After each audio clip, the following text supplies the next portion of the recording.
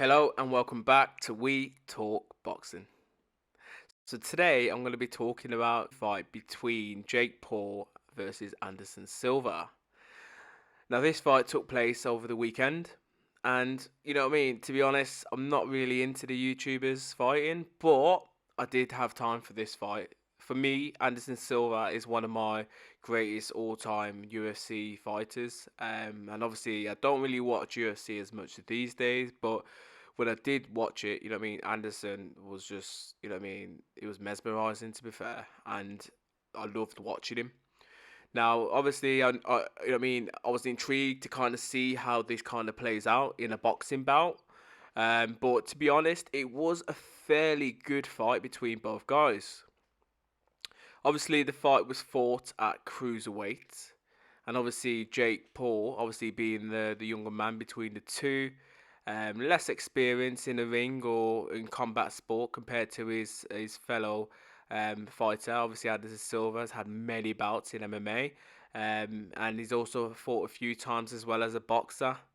But for me, do you know what I mean? All the momentum and everything was pretty much in Jake Paul's favour, really, because you know what I mean, he's been fighting recently, you know what I mean, as a boxer. He's now professional, he's 6-0. Do you know what I mean? So he's kind of dedicated himself to boxing in a weird way. What, 2.5 years, 3 years, something like that he's been fighting for. So he's done pretty decent in that time. And, you know what I mean, I don't want to, you know what I mean, disgruntle him or whatever, or, you know what I mean, just take the piss. But he's done all right with the opposition that he's fought.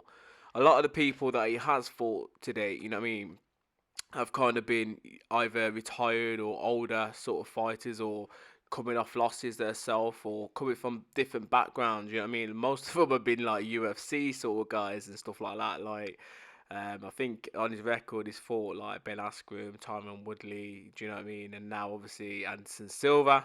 So none of them are true boxers.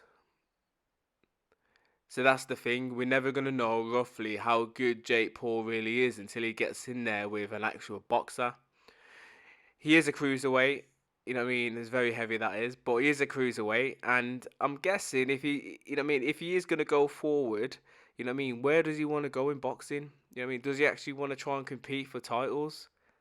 If so, then he's gonna have to come up against some of these, you know what I mean, good cruiserweight boxers, guys that are not just gonna, you know what I mean, gonna be easily to kind of fall over when you hit them, or gonna be old, or not gonna have the stamina, or you know what I mean, not gonna be as, you know what I mean, young and hungry as Jake Paul is.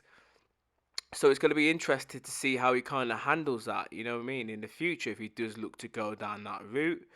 And for me, I'll be kind of intrigued really because you know what I mean. I'd honestly like to see him fight against a half decent boxer and see how he does. And you know what I mean. If he comes off that and he absolutely makes them look stupid and beats them and stuff, then I'll give him more credit. But at the minute, you know what I mean. For someone who hasn't boxed, yes, he's beat some good names, but realistically, they're not boxers. So if they're not boxers, you know what I mean, and you're training to be a boxer and you're trying to call yourself a boxer, all the favors going to be in for you. You got all the advantages. The one thing you haven't got compared to a lot of these guys is the experience, because a lot of these guys have fought multiple times in front of thousands and hundreds of people and been paid stupid amount of money. But you're young, you're hungry, you're massive, you like, you know what I mean, you dedicate yourself to be a boxer, you probably train 2 or 3 times a day, you probably got a fairly good coach as well. So he's got all the advantages for me really. But anyway, I just like to see him just to see how far he could go in boxing. And honestly, I'd probably say he is the best of the YouTubers that I've seen so far. I've seen KSI and I've seen some other stupid fucking YouTubers who realistically the white collar guys who don't even know how to throw a punch. When they get hit, they roll over. Do you know what I mean? Like some sort of fucking panda bear or something. You know what I mean? Like it's a joke, really. Like you know what I mean? These white collar shows are turning into a joke. It's pretty much going to be like, you know, what I mean, wrestling, but the boxing version. And for me, I don't really want to see that really, because it's for me, it's not entertaining. It's not real boxing. It's just a joke.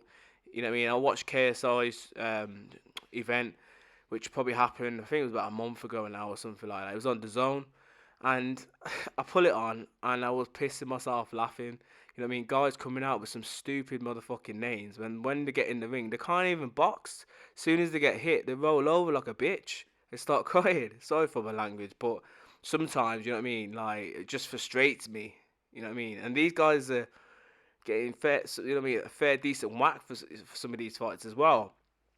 But I guarantee you one thing: if most of these YouTubers, you know what I mean, take on, you know what I mean, a 1-0, maybe a 2-0, or you know what I mean, proper young prospect, they get their ass handed to them. They would get destroyed. Do you know what I mean? And as I said earlier, I like Jake Paul. You know what I mean? I like what it's about. You know what I mean? He's trying to dedicate himself into boxing. So potentially, for someone like that, I got a little bit of time for.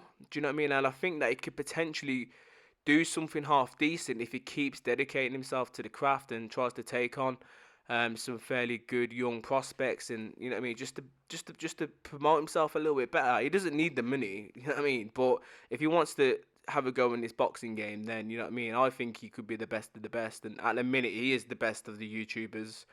Um, but yeah, I just think, you know what I mean, realistically, the rest of the YouTubers should kind of hang up their gloves, even KSI, really, you know what I mean?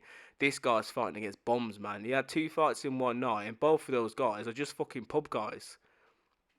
They can't fight.